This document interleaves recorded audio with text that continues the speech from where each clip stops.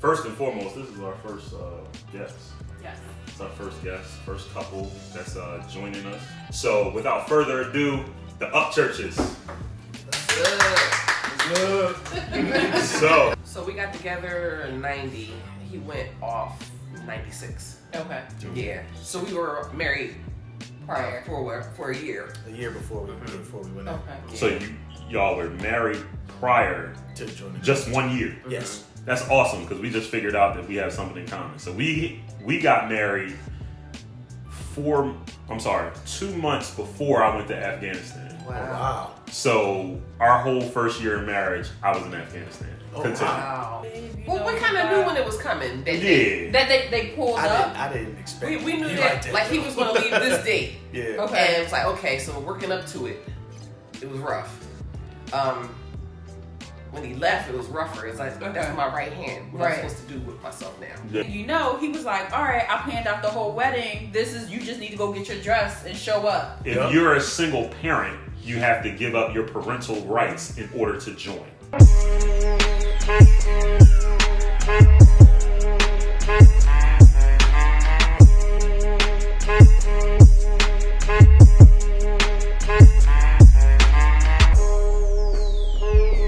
So we're back. We were talking about military and how that affects our families. And the one thing I wanted the ladies to talk about is how they feel as far as maybe the loneliness, maybe, the trials and tribulations y'all go through while y'all at home and we are not present at all. So I wanted y'all to make sure y'all talk about that.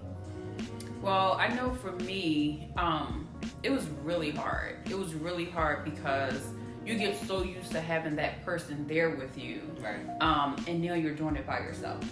At one point, I had my family there, but at night when they go home, I'm still up with the 6-month-old, so it was really hard for me. And then he would call me because he was in Afghanistan. So he would call me in the middle of the night. And so now I'm trying to get up because at that time it was a Skype. It was Skype. It was Skype at the time. Okay. So he would call me through Yuck. Skype. Yeah. Yes. Horrible. Nobody even used Skype anymore. Right. But it was Skype at the time. And so I would hear my computer going off. So I was like getting up and I'm like, okay, all right, let me get myself together. Mm-hmm. And now I'm talking to him. The baby's getting up at that point. So now I'm letting him see the baby. Mm-hmm. Now I got to put the baby back to sleep once we get off. And then now I'm going to sleep. Because he's calling me in the middle of the night there. Well, in the morning there, and in the No, it middle would of be the in night. the middle of the night there. I would try to get to you. I think it was 8.5 hours difference. So I would try to do the middle of the night for you, which was my work time. So it was like one of those things where I would try to get you like when you were like just coming in instead of like being asleep. So. Yeah, but sometimes you would be on mission, and Yeah. so some days I didn't talk to him for some days I didn't talk to him. Girl. So it would be like 3 or 4 days that would go by, and now I'm looking at the news, and they like, yeah, it's been an explosion over in Afghanistan, and and now my heart After is I just. gave her specific instructions of do not watch the news, but we So listen, you know how you I watch the digress. news for the weather in the morning Yeah. before you got the weather app on your phone? Right. Mind you, we were talking about Skype here, okay? And we didn't have it. We didn't have Skype when he was in, so go Yeah. ahead. I'll let you get down. I'll give my horse too. But like 3 or 4 days would go by, and in the morning you just put on the news just to watch the weather because you didn't have the cell phone that you could hit the weather app at the time. And you have the weather, get cut, and now they're talking about something blew up in Iraq, something blew up in Afghanistan, Right. and they had 4 military troops pass away, and they're sending bodies home. I'm freaking out at that time.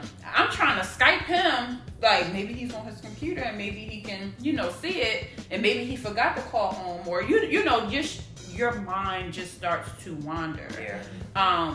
And not only was I panicking, her daughter was panicking. And she's like, "Did you see the news? Did you see the news?" And I'm like, "Yeah, I seen the news. He's gonna call." Wow.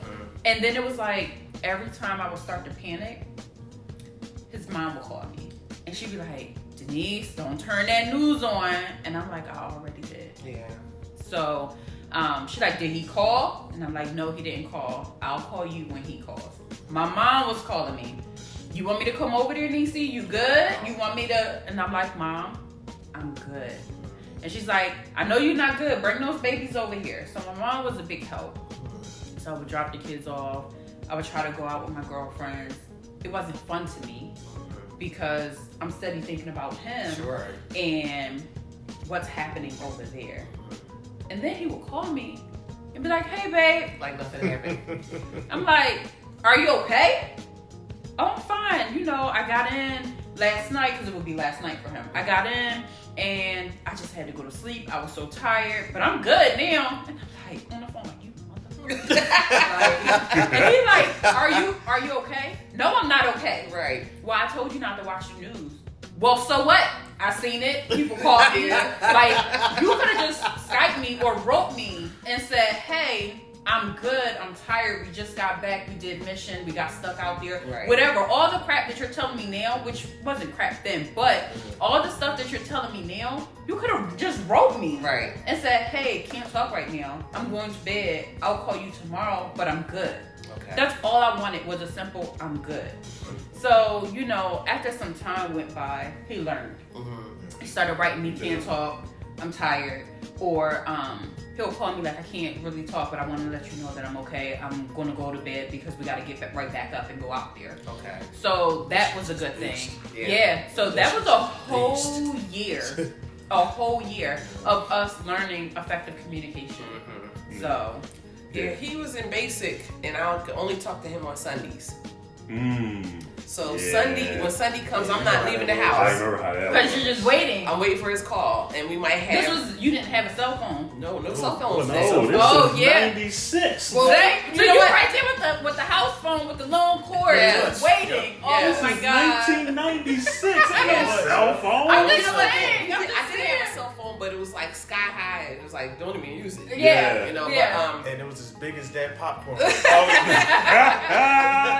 the whole thing goes in your face. Right. Like, yeah. But yeah, so Sundays would come and I wouldn't leave the house because I'm like, I'm going to miss his call. Yeah. You know? And then after he got out of basic and went to AIT, I could talk to him a little bit more frequent. So, but that was still like a mess because I want to talk to him when I want to talk to him. You know what I mean? Because when we were in high school, we seen each other every day. He would come over every day. So we were in each other's face every day. Yeah. Every day. Yeah. From 90 on. Right. You know? Yeah. So it's just kind of like, what am I going to mess with now? What do I do? Yeah. You know? So, and then, you know, as a woman, your mind goes different places. Yep. And that's where I struggled the hardest. She thought I was doing craziness down at AI. Because, you know, AIT is like college. It's like college. It's like college. And with my MOS, it was the ratio. Primarily women. Yes. Oh, I'm Signal. I know all about it. It was like 2 to 5 ratio. Yeah, it's ridiculous. It was crazy. And what's crazy about that is, so, you know, when I went to basic training at AIT, me and Denise didn't even know each other yet. Right. We weren't married. I was 19 years old. Yeah, so you didn't have that issue. I didn't have that issue, but I could not imagine being married in that type of environment. Like, it was just bananas. Like, you got all these kids that's in tip-top shape, coming out of basic training, and you're doing something like AIT, and then you get that? Like, y'all running around like you damn crazy. Like, even without, like, doing anything, you still, like, got all the energy in the world. Like you feel like Superman. And dude, when they see this, it's worse. It's like you are, like, I need to have him. Yeah. Because this is what it was told. No, seriously, this is what it was told to me. I have older friends. I'm gonna say older because they're older than 40. I won't put them out there like that.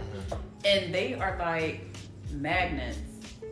Well, I should say married men are magnets to them. Like, they're just drawn. And they're like, girl, he look good. I'm like, girl, who? I'm like, did you see his finger? Speaking to a married woman.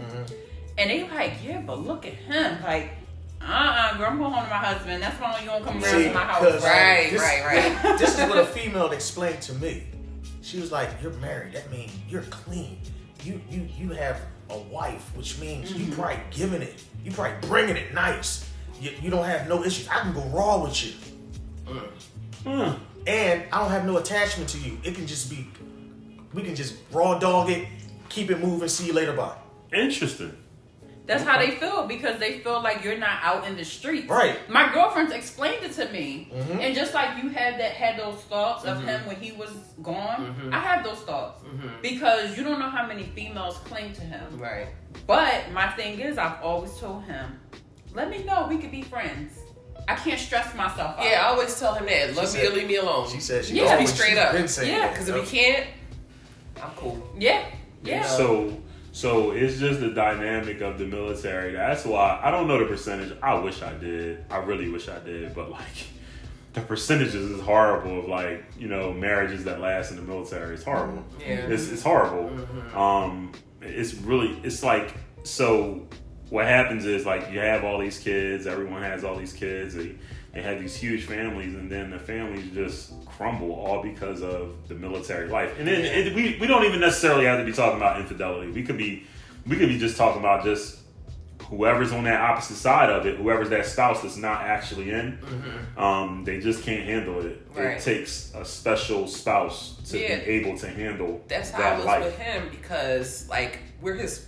Like, he told us we're down there, keeps him sane. Yeah. So, because he could have flipped out on his first sergeant and everybody else. Oh yeah. And him coming home was like, It y'all was keep bad. me sane. It was You bad know? at one point. I was ready to knock my sergeant major out. And at that time, about how old were you? 24, 25? 24, 25. Yeah, so you done lived life as a grown man already. So it's even harder. Like as you get older, it's even harder to even adjust to that type of lifestyle. Yeah. So like you're adjusting to the lifestyle, but then you're communicating with your wife, and then that might set some things off as between your marriage, just because it's like, wait a minute, this is an altogether different person, because it changes you. It does. Like, you know what I mean? So it's like, wait a minute, I don't even know if I like this dude anymore. Yeah. Like, and this is like speaking off of you. I don't even know if I like this dude anymore. He's an altogether different person. Like, what is he talking about? I don't know this dude on the phone. So it gets crazy. Yeah. So when Norman came back from Afghanistan, all the people, so you know, when they get deployed, when they get all the wives or spouses, husbands, whoever, they get them all together, and they have little things for you guys. So they had stuff for us. I would go. I got to meet a lot of the other spouses, men and females. We would all hang out, things like that, just to keep us sane. And they did a lot of nice stuff when he got deployed. So I would go to things like that. But when they got back, about 10%, would you say? 15% divorced? Wow. It was a lot of people divorced. It was a lot. But at the same time, you was hearing things like this person was messing with this person over there, this person was messing with that person, and I guess they say whatever happens when you're deployed, it stays over there. No, but half of that stuff came back home. Wow. Right. So people were getting divorced, these same spouses that I hung out with while they were going, just trying to keep each other sane and things like that. Right. They were divorcing, and I'm looking at Norman like, what you do? You need to let me know, because... But you know what though? It wasn't necessarily always an infidelity situation. It could have been communication, of the like I adjustment. said. It was like the adjustment of what they were before they got there versus what they were when they came back home. It was like more of an adjustment. Yeah, he was different, but not like the extreme. Yeah. No, You know, he was different, yo. he was different as far as how it manned me up. Yeah, that. Seriously, I was a knucklehead Yeah. before I got in. Yeah. I don't know what happened over there, but when he got home, every little thing agitated him. Wow. Oh, I could definitely see that. He tried to help me by washing the clothes, and he folded up the kids' clothes. Mind you, we got 2 boys now, so I adjusted their rooms, to make everything fit, and I changed their drawers, so one kid had the top 3, the other one had the 3 bottom. Their clothes are small. How old were they? When they're 18 months and 3 when he got home. Right. My daughter had her own room. So he was folding up kids' clothes, and he opens the drawer, and he like, this isn't his clothes. D, where does the clothes go? Like, I can't do this. You want me to help you? I don't know where nothing's It at. wasn't funny. He was like, you want me to help you? I don't know where nothing goes at. Everything, you know what? I'm just going to leave this basket right here. I'm just fucking done. I'm done. I was like, who the fuck? There you go. Right. And he was like, give me a minute. And I'm like, okay. Yeah. So mind you, you started seeing on the news that people was coming back home crazy. Yeah. I was like, oh shit. Now I'm getting messages, not to cut you off. Now I'm getting messages from his unit, like, here's all the numbers if you need help. Here's, because some people come back with PTSD and everything like that. Ooh, they sent me all the numbers, so now that's freaking me out, but I'm not telling him. Okay. And I'm like, oh shit. Like, I literally did not sleep for the first month that he came home. Every time he got up, he would get up in the middle of the night and walk the floors and stuff, look out the windows, move the curtains. I'm like, every time he got up, my eyes open. And I would just lay there, act like I was asleep, and I would watch him walk around. And one day he walked around on my side of the bed. I said, I'm about to have to fuck him up. It's funny because I never called. Hold on. I have never caused any type of harm to her. He has not. But certain things kind of freak you out. There. Right? I might get locked up. That's right? So in my head, I'm like, yo, it's about to go down. So I rose over and I'm looking at him. I'm like, yes. He was like, I was just trying to see if you were up. I said, I'm up. I said up. I was like, what you need? Like, and he was like, no, I'm looking out the window because I had a window on my side too. And he was like, no, I was just looking out the window. It was like a walk-through alleyway to get to the other houses. Okay. We lived in Germantown. We lived in her hood. So it was like a drive-through alleyway, like you could park in the back of your house and cut over. Episode. So somebody was talking back there, and I guess he heard it, but I didn't hear it. Right. So he was over there looking, and I thought he was kind of like standing over me, but he was looking out the window, and I like got up, like, wait a minute now. Yeah. But yeah, I couldn't sleep for a whole month, and then things started to like die down after, and I'm like, do you need help? And I'm talking to him. He was like, D, don't talk to me like that. And I'm like, I'm really just asking, are you okay? And then he started having nightmares, and I'm like, yo, we really need to go get you evaluated. I'm not going, I'm okay. And then the nightmares started to die down. So everything, I guess it was just like a transition period. Yeah, so from my perspective was with the clothes. It was like I left home, I had a 6-month-old, and pretty much I had a girlfriend. I come back home, I have a wife, I have a year and a half, he's a year and a half, 18 months, and he doesn't know me. Oh yeah. Right? Oh, yeah. So the pressure of that was just like enough to make it was that part right there was harder than the actual deployment. Like it was like it tore me apart. Like it's just like I'm present. Like, you know what I mean? Like I'm not, and it just was like it tore me apart. I got a kid that don't know me. The house is literally, it felt like to me the house was moving and I was standing still, but everybody's moving around me. Wow. So it's like I'm standing there and everybody's moving. Everybody knows what to do but me. Like even my kids. Like, so like, how does that make me feel? Right. It made me feel like I'm like looking like, oh well, I'm not needed. You know what I mean? Like, do you need my help? No. Like, I'm talking about the kids. Right. Do you need me to do it? No. I got it. Mom, like, I'm like, damn. Like, I'm like, man. So, but I had to come to a realization that this is what they came accustomed to in a year, and I just have to work my way in as I see fit. Like, it wasn't like I wanted to kind of like, all right, Dad's here. Like, I want to jump in. Like, I want to do this. I want to do that. That's how I think that if they were a little older, it would have worked like that. But they were younger. It would be like, but not only that, the Aiden, who's our youngest, he knew who he was, but from the computer screen. So I had to show him a picture, and he's like, "Yay, like daddy."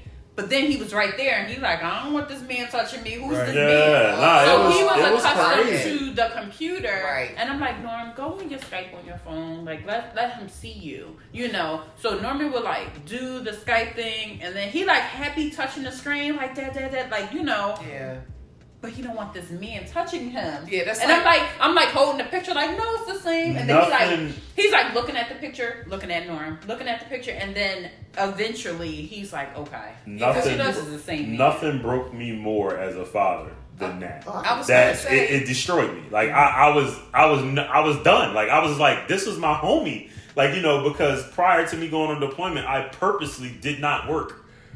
just so I could stay home with him, spend time with him. Like, you know, we didn't really have it like that for daycare, so it just was like, it worked out. Yeah. So that was my homie. Like, he came to me before he came to Denise. Yeah. And like, you know, I come home with the thought, don't know why, with the thought that it was going to go right back. But it just did not work like that. Yeah, that's like watching kids that like Elmo, right? Yeah. They see Elmo on TV, and then when they see Elmo in person, he's a big person. Mm-hmm. It's Yeah. like, It's like back up.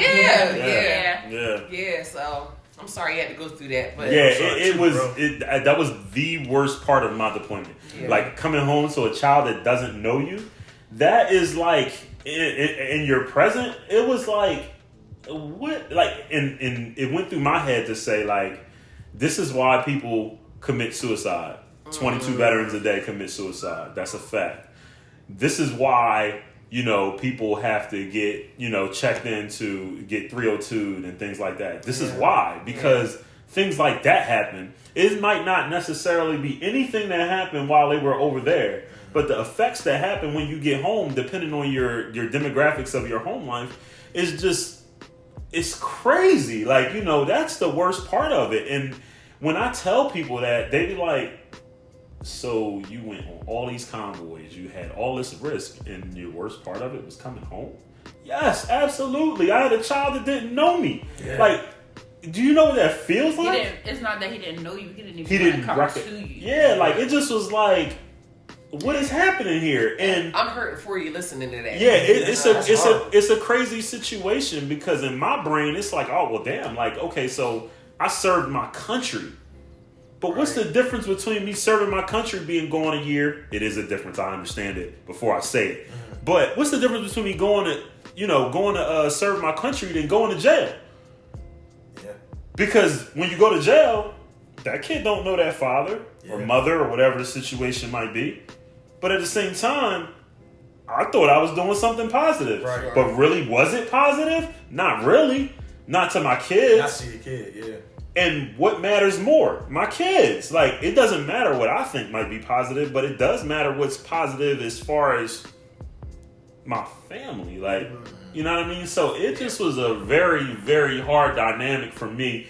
I understand you ladies, you get to feel the loneliness and the things like that. And it's like, from our perspective, what y'all might think it is, it's really not. Like, it's weird. And we can, obviously, you know, these are conversations that I had with Denise. I'm pretty sure these are conversations that you guys had. And it's it's one of those things where it's like a listening game.